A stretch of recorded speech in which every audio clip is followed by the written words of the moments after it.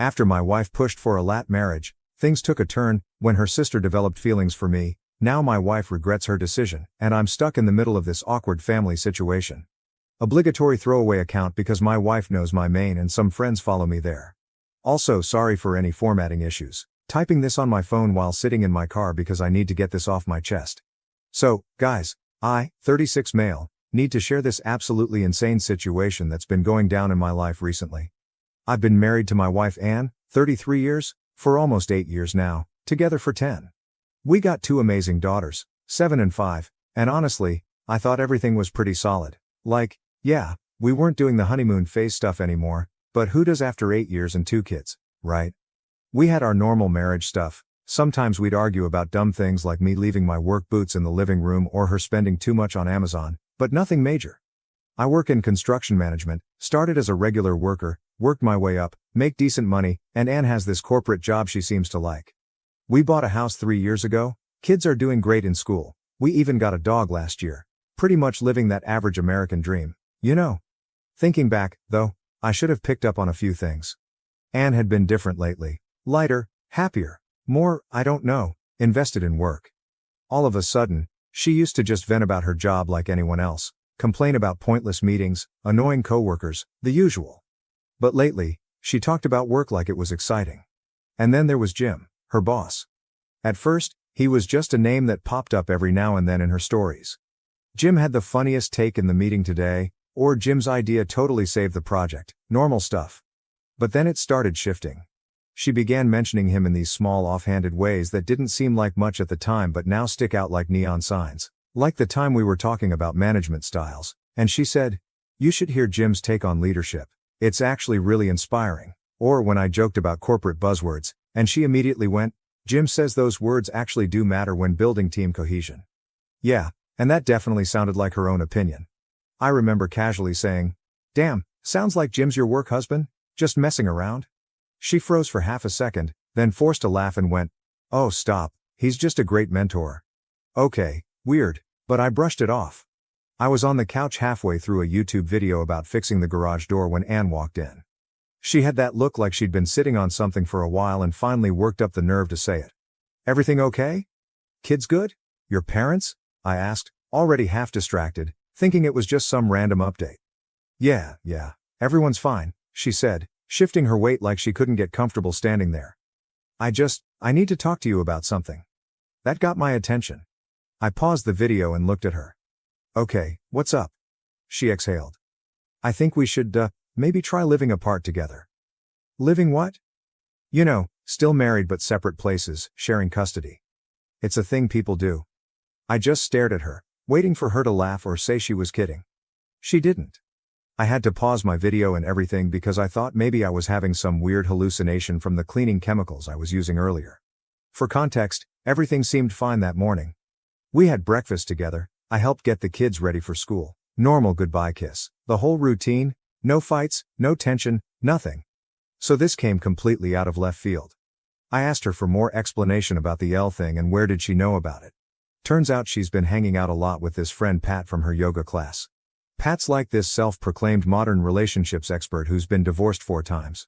Yeah, you read that right, and somehow she thinks this makes her qualified to give marriage advice. Like, wouldn't that make her an expert in how to fail at marriage? I tried to stay calm, though, proud of myself for that TBH. Took a deep breath, put my phone down, and tried to have an actual adult conversation about this. I asked her what brought this on, if I'd done something wrong, if there were problems I didn't know about, you know, trying to be that mature husband who communicates and stuff.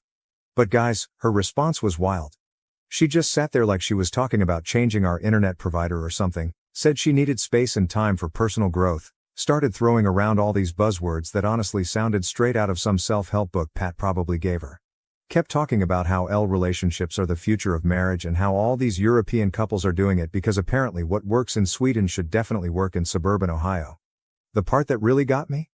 She had the nerve to say we could always go back to living together if it doesn't work out, like this was just some trial run of a new Netflix show we could cancel if we didn't like it, not, you know, our actual marriage and family. The whole time she's talking, I'm just sitting there thinking about our kids.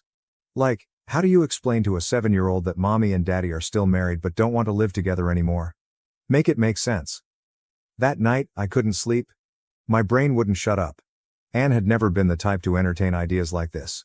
Even when the whole open marriage thing came up in conversations, usually as a joke, she always shut it down, said it was too much, not for her. She used to roll her eyes at couples who tried those modern arrangements. So what changed? Was I not giving her what she wanted? Had I missed something? I kept replaying our last few months together, trying to find the moment things shifted, but I'm sure she was happy. She'd been lighter, more, I don't know, energized lately, and if I had to pinpoint when that started, it was around the time she got close to her new friend Pete. Since then, it was like I was living with a different version of Anne. So after Anne dropped the whole L-bomb on me, I did what any reasonable person would do, spent half the night Googling everything I could about L relationships while stress eating the kids' leftover Halloween candy. And let me tell you, what I found was interesting. Turns out this LA thing isn't completely crazy. Some people actually make it work. But here's the thing. It's usually older couples who already have grown kids or people who work in different cities, not couples with 2 young kids in elementary school who live in the same suburb. Red flag number 427, am I right? But I decided to play along. You know that saying about giving someone enough rope? Yeah, that's what I was thinking. So the next morning I sat down with Anne and was like, okay, let's talk about how this would actually work. Had my laptop out, Google open, ready to take notes like this was some business meeting. The look on her face when I started talking about formal custody arrangements. Priceless. Pretty sure she thought this would be more like a casual, you do your thing, I do mine, situation. Me? So we'll need to figure out a proper custody schedule. I'm thinking week on, week off, or maybe 2, 3, and we'll need to set up clear rules about holidays and birthdays. Her. Surprised Pikachu face. Me. Oh, and we should probably get lawyers involved to make everything official, you know? So there's no confusion later. Her. Lawyers. I was thinking we could just figure it out as we go. That's when I dropped the bomb that my cousin Kate is a family lawyer. You guys should have seen Anne's face when I mentioned that Kate had actually offered to represent me for free if I ever needed it. Random conversation at last year's Christmas party. Thanks, drunk Kate. Anne immediately started talking about this lawyer she knows through Pat. Apparently, he handled all of Pat's divorces. Yes, all 4 of them. Big surprise there, right? Here's where it gets good though. I started asking very specific questions about her plan. Who's paying for the second apartment? How are we splitting the bills? What about the kids' school transportation? Who gets the dog on which days? How do we handle medical emergencies? What about parent-teacher conferences? Who's responsible for extracurriculars? With each question, she looked more and more uncomfortable. Pretty sure this isn't how Pat told her it would go. The best part? I pulled out this spreadsheet I made at 3 a.m., exactly how much everything would cost when we're maintaining 2 households instead of 1, rent, utilities, groceries, insurance, the whole 9 yards. Even included a column for dating expenses because, hey, if we're living apart, might as well be realistic about everything, right? I could literally see the moment it hit her that this wasn't going to be some fun little independent woman adventure like in those movies Pat probably made her watch. This was going to be real life with real responsibilities and real consequences. Then I asked the million-dollar question. So which neighborhood are you thinking of moving to? The way she hesitated before answering. Yeah, that set off all kinds of alarm bells in my head. She tried to calm herself and said that she's been looking at the Oak Valley apartments. For those not familiar with that area, Oak Valley is this fancy complex on the other side of town, way more expensive than what we budgeted for in my spreadsheet. I ended the conversation there, told her we're going to continue planning later. Now, I'm not the smartest guy in the world, but something felt off. Why that specific place? It's like a 30-minute drive from the kids' school, has no playground, and their units are mostly 1-bedrooms, not exactly ideal for someone planning to have 2 kids stay over regularly. So I did what any paranoid husband would do, started digging. Turns out one of my work buddies, Dave, has a sister who works at Oak Valley's leasing office. Shot him a text asking if he could get some intel. Yeah, I know that's kind of sketchy, but desperate times, right? Guess who lives at Oak Valley? Someone from Anne's office, the new regional manager she's mentioned a few hundred times in the past couple of months. Mr. Oh, he's just really passionate about corporate synergy, himself. But I thought she was jealous of him living in that neighborhood and wanted to try it too. But here's what threw me off. When I brought up setting up the kids' rooms in her new place, Anne got super weird about it. Started saying stuff like, maybe we should wait until I'm settled in, and the girls might be confused at first. Then dropped this gem. Maybe they should just stay with you most of the time until everything's figured out. Right, because nothing says good mother like voluntarily seeing your kids less so you can live in a one-bedroom apartment near your totally just a coworker boss. I didn't confront her about Jim right away though. I wanted to gather more info first. So I reached out to her sister, Liz. Now, Liz and I have always gotten along, maybe a little too well, if I'm being honest. Ever since her divorce last year, she's been a bit flirty. Nothing over the top, but enough to notice. She even straight up told me once, "You know, if my sister didn't have you first." I just laughed it off, never encouraged it because, well, marriage. Liz was shocked about the whole L thing, but then she started putting pieces together. Apparently, Anne had been asking her all these hypothetical questions lately. How long should you wait to date after separation? Is it weird to date someone from work? And my personal favorite, how do you tell the kids you're seeing someone new? Then she told me Anne had been specifically asking about Jim's schedule, which floor he lived on, whether he had a girlfriend, basically everything except his blood type and social security number. Apparently, she thought she was being subtle. I wanted to throw up. All these years together, and now she comes to me with some trendy new term like it's a damn life hack, like our marriage is just some experiment she read about in a self-help book. I spent the whole night in the garage pretending to fix things. In reality, I was beating the hell out of my punching bag, fist throbbing, jaw clenched so hard my teeth hurt every time I thought about her sitting me down like that. So casual, so decided. I saw red. Later, I found out that while I was out there trying to keep myself from losing it, Anne was inside on the phone with Pat for 2 hours, probably getting more expert advice on how to tear down a marriage in record time. I knew everything was done between us and the trust was already shattered, but I had to play on my own terms. The next morning, I started looking at apartments myself, but I started checking out places near where Liz lives, which is in the complete opposite direction from Oak Valley. I brought it to Anne casually. So I started looking at apartments, I said, scrolling on my phone. Anne barely looked up from her coffee. Oh, okay, where? Couple places near Liz's neighborhood, I said, keeping my voice even. That got her attention. Her head snapped up. Wait, what? That's the opposite direction from Oak Valley. Yep. I took a sip of my coffee. Her forehead creased. But that's not fair to the kids. If we live too far apart, it's going to be hard on them. I set my cup down and just stared at her. Oh, now we're thinking about what's fair to the kids? She blinked like she didn't expect me to push back. The audacity of this woman, I swear. She opened her mouth, shut it, then let out this annoyed sigh. That's not what I meant. You're just being difficult on purpose. I leaned back in my chair, let out a short laugh, and shook my head. Oh no, Anne, I'm enjoying this a lot. Her eyes narrowed. What's that supposed to mean? I didn't respond, just brushed over her and walked away. And then, just when I thought I couldn't be more pissed off, Anne went and proved me wrong. That evening, I overheard her on the phone. Wasn't even trying to eavesdrop, just walked past the bedroom and heard her talking way too casually about something that made my blood boil. Yeah, I think it'll be good for us, she was saying. Gives me a chance to reset, focus on myself, you know? And honestly, I think Tom will come around once he sees how much easier things are this way. Less stress, less arguing. He might even end up preferring it. Excuse me? Preferring it? Then she laughed, actually laughed, like this whole thing was just some quirky little lifestyle shift and not a complete destruction of our family dynamic. I stood there for a second, fist clenched, just absorbing the fact that she really thought I was just going to roll over and accept this like I was some clueless passive idiot she could nudge into a situation that only benefited her. Then I decided it was time to drop my own little bomb, and boy, did it work better than I expected. We were sitting in the kitchen going over more living apart together details. Anne was being all smug about how mature we were about everything. That's when I casually mentioned the Florida trip. For context, Anne has been obsessed with going to Florida since forever, like unhealthy levels of obsession. She follows all these Florida vacation accounts on Instagram, has a whole Pinterest board dedicated to Florida beaches, the works. But we never went because something always came up. Kids were too young, couldn't get time off work, money was tight, you know how it goes. So I'm sitting there drinking my coffee and just casually go, oh, by the way, I need your input on something. Should I try to get a refund for the Florida tickets or just change the names?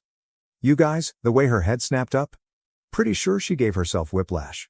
What Florida tickets? She asks, trying and failing to sound casual. That's when I told her about the surprise vacation I'd booked for our upcoming anniversary. 7 days, beachfront hotel, all the works. Even arranged for her parents to watch the kids. They don't know about the L situation yet.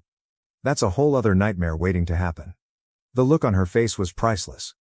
First excitement, then confusion, then this weird mix of hope and panic like a kid who just found out they're going to Disney World but also remembered they're grounded. "You planned a Florida trip for us?" she practically whispered. "Well, I planned it for us when we were still in us," I said. "But since you want to do this L thing, I figured you might want to take someone else instead. The tickets are paid for, non-refundable. Would be a shame to waste them." She started backpedaling so fast I thought she might actually start moonwalking. "Maybe we should wait on the L thing," she says. "We could use this trip to reconnect." That's when I dropped the second bomb. "Actually, I already called the travel agent and had your ticket changed to be transferable. You can take whoever you want, maybe Jim would enjoy a beach vacation." The color drained from her face, like went ghost white, started stammering about how Jim was just a coworker and asking why would I even suggest that? I just shrugged and said, "Well, since you're planning to move into his apartment building, I figured you guys must be close." Then got up to get more coffee like I hadn't just nuked our entire conversation. She followed me around the kitchen trying to explain that I had it all wrong, that Oak Valley just happened to be a nice complex, that Jim living there was just a coincidence. Then she hit me with this. "How do you even know Jim lives there? Have you been checking up on me?" So I just looked at her and said, "Interesting that you're more concerned about how I know where Jim lives than about the fact that you were planning to move in near him without telling me." She didn't say anything, but I could see her eyes watering, and she was about to break down before she stormed off. I just stood there feeling nothing but disgust. After the whole Florida tickets thing, I thought maybe Anne would come clean about everything. Silly me, right? Instead, she went into full damage control mode, but not the kind where you actually fix things. More like the kind where you try to gaslight everyone into thinking you're the victim. First, she went running to Pat because, of course, she did. They had this 3-hour phone call where I could hear Anne crying through the walls about how I was emotionally manipulating her by, check notes, exposing her plan to abandon her kids to live near her boss. The mental gymnastics these two do should qualify them for the Olympics, and I swear. But here's where it gets interesting. Remember my work buddy Dave whose sister works at Oak Valley? Well, turns out Jim's been doing some shady stuff too, according to office gossip. Bless those receptionists and their love for drama. Jim's been bragging to his work buddies about this hot mom from accounting who's totally into him. Guess who works in accounting? The best part though? Jim has a girlfriend, a serious girlfriend, like they're picking out ring serious, and she has no idea about any of this. Found that out from Dave's sister, who processed their rental renewal last month. They're living together at Oak Valley. So now I'm sitting on this bomb of information, trying to decide what to do with it. Part of me wants to blow everything up. Tell Jim's girlfriend, tell HR, tell everyone. But the smarter part of me sounds suspiciously like Cousin Kate, the lawyer, says to keep collecting evidence and stay calm. Speaking of my lawyer, Kate, she came through like a champ, pulled some legal strings, and got a copy of Anne's rental application for Oak Valley. She listed herself as single on the application, not separated, not married, single, and put down Jim as her emergency contact instead of, her husband or her kid's father. Meanwhile, Anne's still trying to play both sides. One minute she's all, "Let's work on our marriage," and the next she's texting Jim. Yeah, I saw the notifications pop up on her iPad. She really should change her password from our anniversary date. It's like watching someone try to juggle with no hand-eye coordination. Then there's the Liz situation. After the Florida tickets drama, she's been texting me more often, checking how I'm holding up, nothing inappropriate, just being supportive. But Anne saw one of her texts pop up on my phone while I was making dinner. "Hope you're hanging in there, let me know if you need to talk," and flipped out. The conversation went something like this. "Anne, why is my sister texting you?" "Me. Because, unlike some people, she actually cares about her family, and she's always had a thing for you. I bet you two are loving this." "Me. Interesting how you're more worried about your sister texting me than about Jim's girlfriend finding out about your apartment plans." "Anne. Jim has nothing to do with this." "And what girlfriend?" She completely lost it, like full-on breakdown mode. She started pacing around the kitchen, running her hands through her hair, muttering about how this wasn't supposed to happen this way. Then she just crumpled, literally slid down against the kitchen cabinet onto the floor and started sobbing. "You're going to leave me for Liz, aren't you? That's why you're moving near her. You two probably planned this whole thing." I just stood there for a minute, remembering how everything was fine and how she ruined everything. "You know what's funny?" I finally said, leaning against the counter. "You're sitting there crying about me potentially leaving you for your sister, which isn't happening, by the way, while you were literally planning to move into your married boss's apartment complex. The mental gymnastics here are Olympic level." She looked up at me, mascara running down her face. It wasn't like that. I felt stuck, like life was passing me by, and Jim, he made me feel. Let me stop you right there, I cut her off. Because if the next words out of your mouth are about how your taken boss made you feel special while I was busy providing for our family and raising our kids, I might actually lose it. That set off a fresh round of sobbing. I never meant to hurt you, she whispered. Or the girls. Oh God, the girls. What have I done? That's the thing, Anne. You did mean to hurt us. Maybe not consciously, but every step you took, the L suggestion, the apartment near Jim, putting him as your emergency contact, listing yourself as single, those were all choices. Choices you made knowing they would hurt your family. She just sat there crying, and honestly, it didn't make me feel better like I thought it would. Just made me sad. Sad for our kids. Sad for what we had, sad that she'd thrown it all away for some fantasy that was never going to work. Then she said something that actually made me laugh out loud. But Pat said this was normal, she said. All marriages go through this, and that L would save our relationship. Pat? You mean the woman who's been divorced 4 times? That Pat? Yeah, great source of marriage advice there. I'm so stupid, she whispered, more to herself than to me. No, you're not stupid, I sighed. You're selfish. There's a difference? Then she looked up at me with these huge teary eyes. Can we fix this, please? I'll do anything. I'll quit my job, cut off Pat, go to counseling, whatever you want. Just please don't leave me for Liz. And that's when I realized she still didn't get it. Still thought this was about me and Liz or her and Jim or some other external factor. Couldn't see that she'd broken something fundamental in our marriage the moment she decided to plan a whole secret life without me or our kids in it. I'm going to stay at Liz's tonight, I said, grabbing my keys, not because anything's happening there, but because I need space to think about how we are going to end this. And honestly, looking at you right now just hurts too much. Left her sitting there on the kitchen floor. Could hear her crying as I walked out, but didn't look back. Got in my truck and just drove. I stayed at Liz's for 3 days, spare room before anyone asks.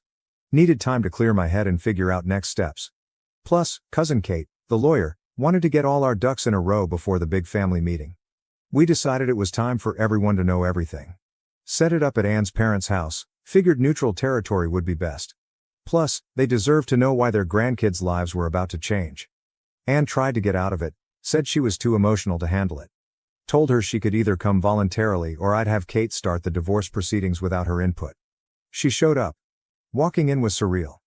Her mom had made coffee and put out those cookies she always makes for family meetings like this was just another Sunday visit, not the day their daughter's marriage imploded. Kate brought copies of everything, the Oak Valley application where Anne listed herself as single, screenshots of text conversations between her and Jim, yeah, got those from her iPad, bank statements showing she'd been moving money to a separate account. Everything laid it all out on their dining room table like some twisted timeline of betrayal. Anne's mom started crying when she saw the rental. Her dad just sat there, getting quieter and quieter as Kate went through everything. The only sound was Anne's occasional sniffling and her mom's muffled sobs. Then we got to the custody plan. That's when Anne finally spoke up. I want joint custody, she said quietly. Her dad actually laughed, like a harsh, bitter laugh I'd never heard from him before. Joint custody, he said. After you tried to move into a 1-bedroom apartment and listed your boss as your emergency contact instead of your children's father. That's rich, honey? Anne started with the waterworks again. I wasn't thinking clearly. Pat said. If you mention Pat one more time, her mom actually shouted. Never heard her raise her voice before ever. Kate stepped in, all professional. Given the documented evidence of attempted abandonment and the clear prioritization of a potential affair over childcare, we'll be pushing for primary custody with Tom, with supervised visitation for Anne until she completes counseling and demonstrates stability. The way Anne's face crumpled when Kate said supervised visitation. Man, that hit hard. Like reality finally caught up with her fantasy. Her dad turned to me. The girls, do they know? Not yet, I said. I wanted to handle this part first. They're with my parents today. Then we had to figure out the logistics. Kate had drafted a separation agreement that was more than fair. I'd keep the house, mortgage is in my name anyway. Anne would move in with her parents temporarily, standard custody arrangement once she completes counseling. Even put in a clause about no overnight guests of the opposite sex during visitation. Yeah, that was aimed at Jim. Anne tried to argue about some points, but her own parents shut her down. Her dad actually said, "You lost the right to negotiate when you tried to abandon your children for a man who's about to be engaged to someone else." Watching your in-laws side with you over their own daughter? Not as satisfying as you'd think, just sad. The meeting ended with Ann signing everything through tears. Her mom hugged me goodbye and whispered, "I'm so sorry." Her dad just looked defeated. Got home that night to an empty house. The girls were still at my parents', and everything felt too quiet. Found a note from Ann on the counter, pages and pages of apologies, begging me to reconsider, saying she'd do anything to fix this. At that point, I didn't feel anything. I just felt empty. It's been 2 months now. The divorce is final. Ann moved back in with her parents after the gym situation blew up spectacularly. More on that in a minute. The girls are adjusting better than expected. Turns out kids are pretty smart about figuring out who actually puts them first. So here's what happened with Jim. Remember his girlfriend? Yeah, she was not happy when she found out about Ann. She actually showed up at Ann's work with printouts of all their texts. Guess I wasn't the only one checking iPads. The whole office got to watch Ann try to explain why she was planning to move into their apartment complex while listing Jim as her emergency contact. HR got involved. Both Ann and Jim got fired. Karma's a beautiful thing, isn't it? Pat also got what was coming to her. Turns out I wasn't the only husband who was tired of her modern relationship advice. 3 other couples from Ann's yoga class came forward about how she'd encouraged their wives to try LA or open marriages. Her ex-husbands had a field day with that one. She's apparently moved to Florida. Ironic, right? To find herself or whatever. Speaking of Florida, something interesting happened with those tickets. Remember how Ann was so worried about me and Liz? Well, turns out she wasn't entirely wrong to be worried, just wrong about the timing. After everything settled down with the divorce, Liz and I started hanging out more. At first, it was just family stuff with the girls. They've always loved their aunt, and having her around made the transition easier. Then it was coffee to discuss Ann's latest drama, then dinner to vent about dating horror stories. You know how these things go.